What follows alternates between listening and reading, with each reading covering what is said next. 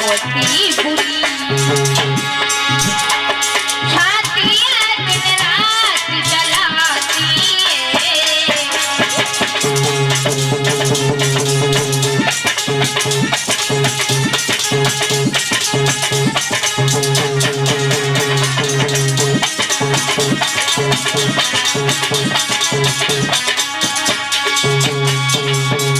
जवाब दिया है महाराज उत्तानपाद ने कि देखो मेरी बात मानो, हर स्त्री कोई भी स्त्री हो यही कहती है कि महाराज अगर आपने दूसरी शादी की तो हम मर जाएंगे, सोच नहीं मंजूर होती है, इससे मौत मंजूर हो जाती है, और तुम क्या कह रही हो दूसरी शादी कर ले, पागल हो गई हो क्या?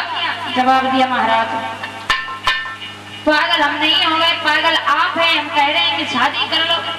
तो उसी समय जवाब दिया है कि तुम कह रही हो कि शादी कर ले, हम तुम्हें नहीं पता ये जो सौत है ये चून की भी बुरी बताई गई है। और कैसे बताई गई है? एक बार एक घर में दो सौत रहती थी, और जब दो सौत रहती थी तो उसी समय जब सौत रहती थी तो एक सौत जो थी वो चली गई अपने मायके, और अपने मायके चली गई तो उन्हें लड़ने की बीमारी थी। जब घर में दो आती थी तो खूब लगती थी, और एक मायके चली गई, ये करेगी, उसने सोची अब क्या करें हम, अब कोई तो है ना, तो उसने क्या करो एक आटा की पीड़ बनाई, और आटा की पीड़ बना के बस 4 पाए पे लिटाए दो, 4 पाए पे लिटाए दो। तो जैसे ही शाम हुई दोनों लोग सोए गई, सुबह उठी तो वो तो उठ गई, आटा की पीड़ अब का उठे, बा उठ गई सही कि देखो 8 बजने वाले हैं, हम उठे गए, सोए रही, कोई दिक्कत ना है, घर में कोई काम है कि ना है बताओ, हम उठे गए, झाड़ू हम लगाने लगे जे भाई सोए रही, अब जा बताओ आटा की पीड़ कहाँ जाने भैया, वो तो परी है सही। तो उनने झाड़ू लगाई गई, झाड़ू लगाने के बाद में बर्तन धोने लगी, जब बर्तन धोने लगी है तो उसके बाद में फिर से कहने लगी बताओ अभी कोई चिंता ना है, 9 बजने वाले हैं, और इन्हें जाना है पता घर में खाना बनाने को है, इतना सारा काम है, सोए रही ने कोई मतलब है ना, अब भैया काम करती जाए बगती जाए। और उसके बाद में झाड़ू लगा ली, बर्तन धोए ले, अब नंबर आओ खाना बनाने को, खाना बनाने लगी, सो कह रही बताओ आज हमने सब काम कर लो, झाड़ू लगा ली, बर्तन धोए ले, और खाना बनाने जा रहे, अब मुझे नहीं उठती। और जब इतनी बात कही तो वो मन में सोचा है कि जय ना उठती कोई बात ना है, आज हम जलाई भी है। अब आटा की पीड़ उठाई के लाई, और जब बनाए रही थी तो भगवान की दुआ से धोखे से उसमें एक नमक की कंकड़ी पहुंच गई थी। हाँ, नमक की कंकड़ी जब पहुंच गई थी तो वे उठाए के लाई, और जैसे ही उन्हें चूल्हे में रखी वह, और चूल्हे में रखी तो जलती रही, और जो नमक की कंकड़ी थी वो चटक के उनके आंख पर लगी, सही एक बाजार बंद गया, आज उनकी एक आंख फूट गई। तो इसलिए सौत जो है वो चून की भी बुरी बताई गई। तो उसी समय महाराज उत्तानपाद समझाते हैं कि देखो मेरी बात मानो, तुम दूसरी शादी ना करवाओ, इसलिए जो सौत है ये चून की भी बुरी है। और कैसे है सुनो,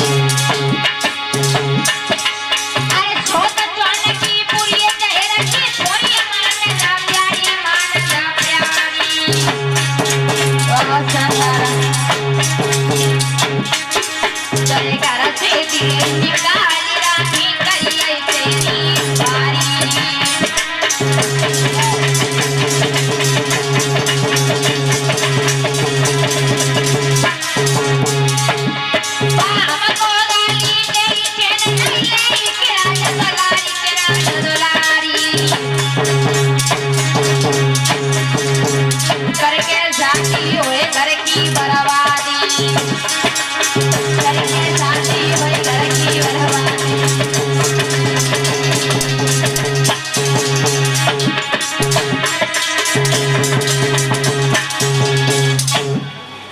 आज उसी समय क्या हुआ है, जवाब दिया है इसलिए मेरी बात मानो, तुम शादी ना करो। मेरी अगर शादी करवाओगी तो तुम्हें नहीं पता जो घर में तुम्हारी सोच आएगी वो पता नहीं कैसी होगी कैसी नहीं होगी, और तुम तो उसे अपनी बहन मानोगी लेकिन वो नहीं मानेगी। इसलिए मेरी बात मानो कि दूसरी शादी ना करवाओ। जवाब दिया महाराज चाहे जैसे वो मंजूर होगी वैसे हम हो जाएंगे, लेकिन आप दूसरी शादी कर लो, मेरी इतनी बात मान लो। जवाब दिया है ठीक है फिर कोई बात नहीं, अगर आप ऐसे ही कहती हो तो ठीक है हम कर लेंगे। आज उसी समय क्या हुआ है, महाराज उत्तानपाद हैं ये दूल्हा बने, और दूल्हा बनने के बाद में ये ससुराल में गए, और जब ससुराल में गए तो उधर से दुल्हन आई। जब डोला आया द्वार पे, जैसे ही रानी ने सुना कि मेरी छोटी बहन आ गई है, तो उसी समय क्या हुआ है, महाराज उत्तानपाद जब नगर में आए विवाह करके,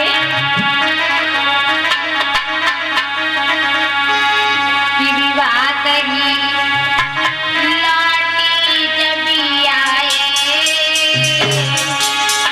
खुशी सबने मनाई।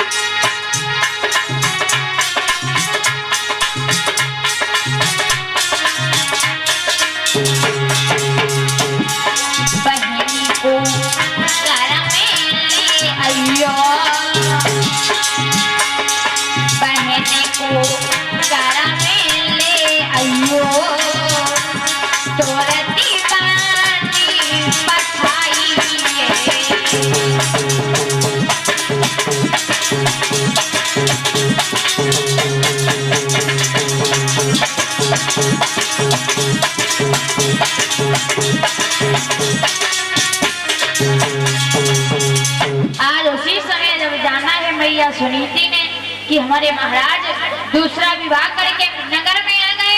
आज दासियों से जवाब दिया है, दासी जाओ जाकर के खूबसूरत आरती की थाली सजाओ, जाकर के मेरी बहन की आरती करो, उसे घर मान सम्मान के साथ में लाओ।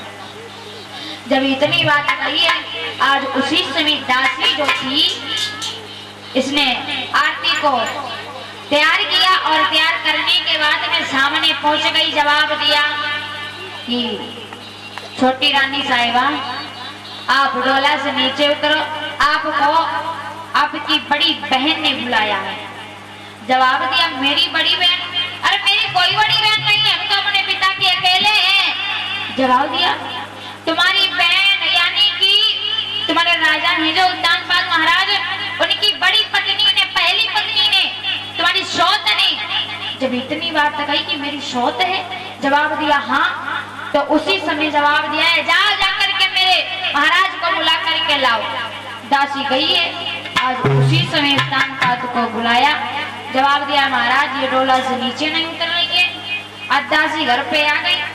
जवाब दिया मैया सुनीति से, मैया सुनीति वो नहीं आई। और इधर क्या हुआ है, सुरुचि ने जवाब दिया महाराज उत्तानपाद से कि ये बताओ जब तुम्हारे घर में तुम्हारी एक रानी थी तो हमें क्यों लाए। और जवाब दिया है कि जब एक तुम्हारे रानी थी तब हमें ब्याह क्यों लाए हो। और बाबू के करण को काफी थी मोई भारत को लाए हो।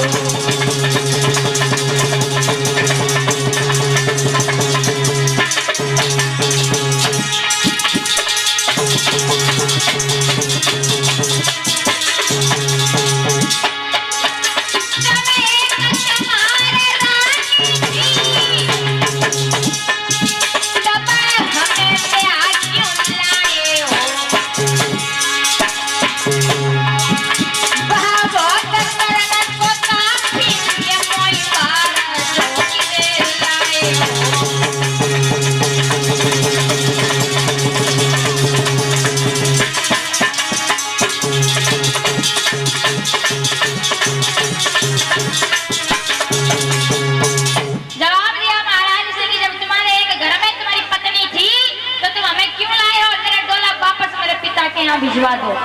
जब इतनी बात कही है, इधर जवाब दिया है देखो महाराज उत्तानपाद जो है ये सुरुचि से आपस में वार्तालाप कर रहे थे, तभी वहां पर मैया सुनीति आई।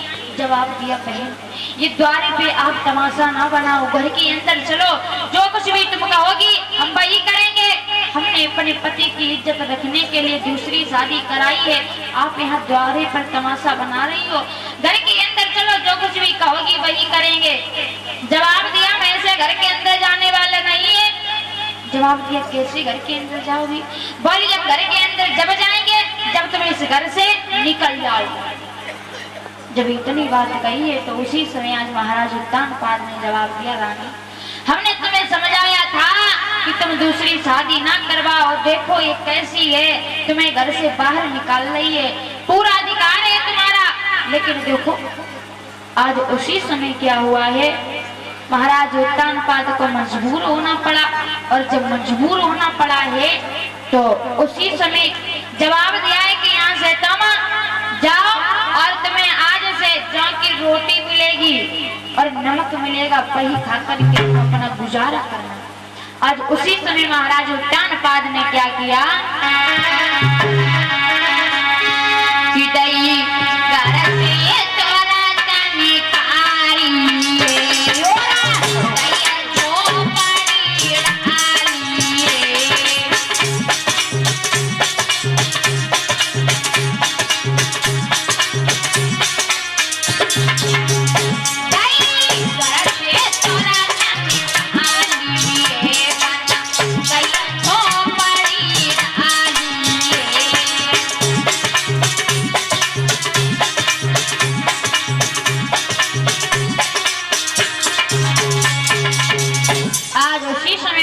उत्तानपाद ने क्या किया है, वहां से मैया सुनीति निकल गई, सारे राजसी वस्त्र उतार दिए हैं और वन में एक छोटी सी झोपड़ी बनाई है, वहीं पर आज मैया सुनीति रहने लगी। इधर सुरुचि है जो ये महलों में रहने लगी।